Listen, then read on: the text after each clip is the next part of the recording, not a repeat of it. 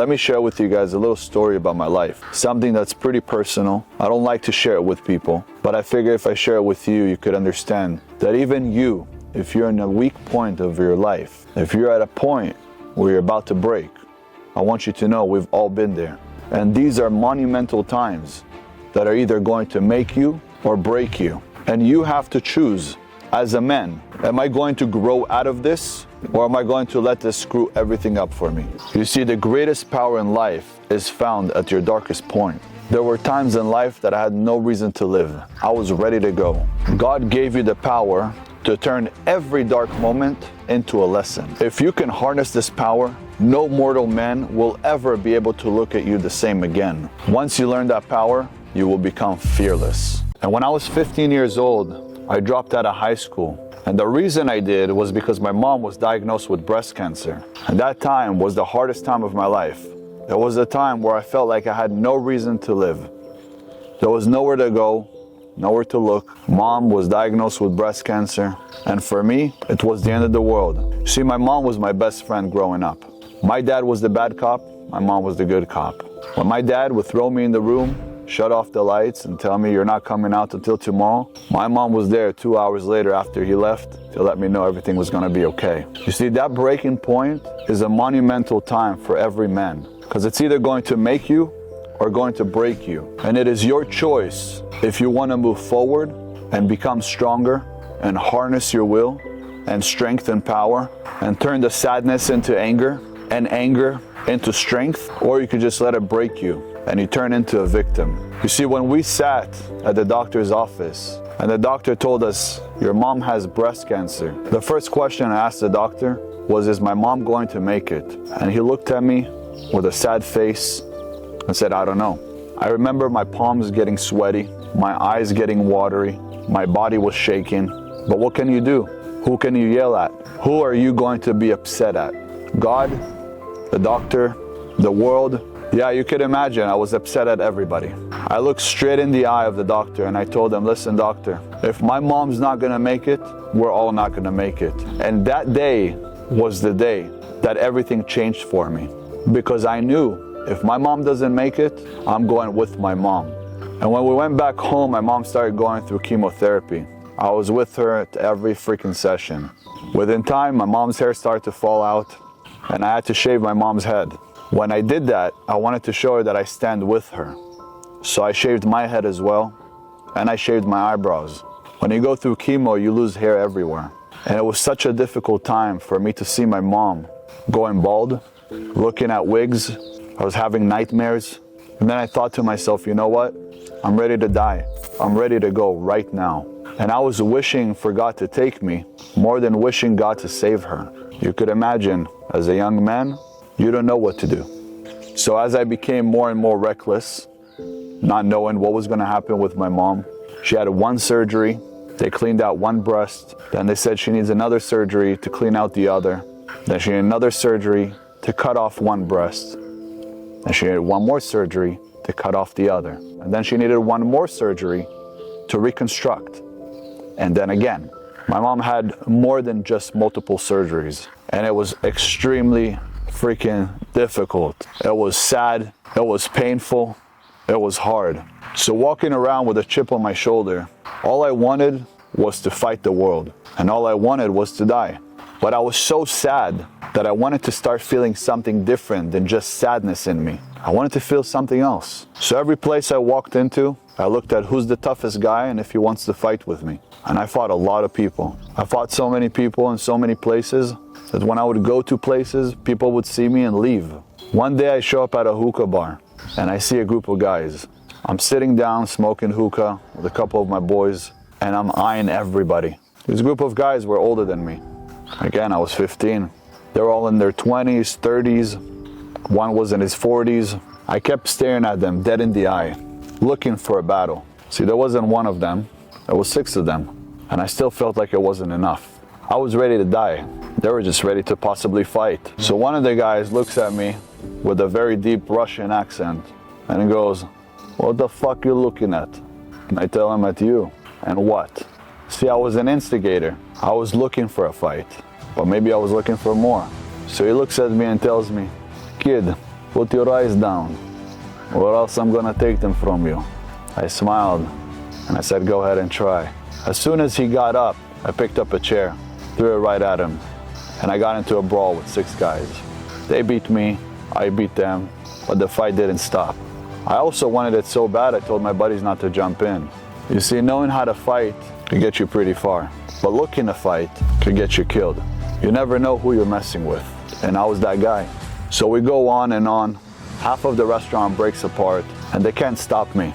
So as I'm beating one guy, another guy is beating on me, and I back fist him. One of the older guys pulls out a gun, puts it to my head, and said, stop fucking fighting. I told him, if you have the balls, just shoot me. I want to die. That's truly what I wanted. But the man was much older than me, and much wiser.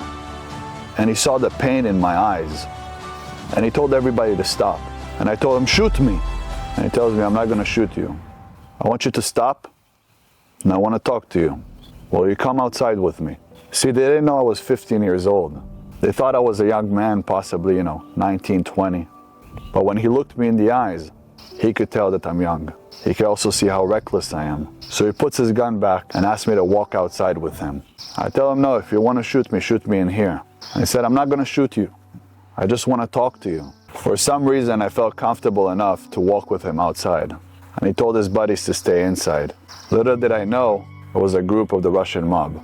When we walked outside, the first thing he asked me was, what is it you're going through? And the second thing he asked me was, where the hell did you learn how to fight so good? So I told him it's none of his business. He looked at me and he put his hand on my shoulder. And I came to move back and I said, don't worry, I'm not going to fight you. I just want to know, what is it you're going through? And as I looked at him, a tear started dropping out of my eye because it was the first time someone asked me what I'm going through. But not just someone, but a man of power. So as the tear dropped down my eye, I started kind of opening up. And I told him I just want to die. And he said, I see, but why? I said, my mom is diagnosed with breast cancer and she might not make it. And then he told me a little story about his life. And we talked for about 30 minutes. After that, he told me, I want to take you under my wing. And I want you to come hang out with us. And I want you to start learning from us. And he was the first man figure that I looked up to because he saw in me what no one else did. He saw the beauty in me. He saw the strength. He also saw the weakness, and he didn't target the weakness. He told me, embrace the pain. You're a man. If you could take on my guys like that, you have great power inside of you. And then he said to me this, but what would this great power be good for if you're gonna be under the ground? If someone that has nothing to lose as well ends up taking your life, would your mom want to bury you, you think? You have to wait and see.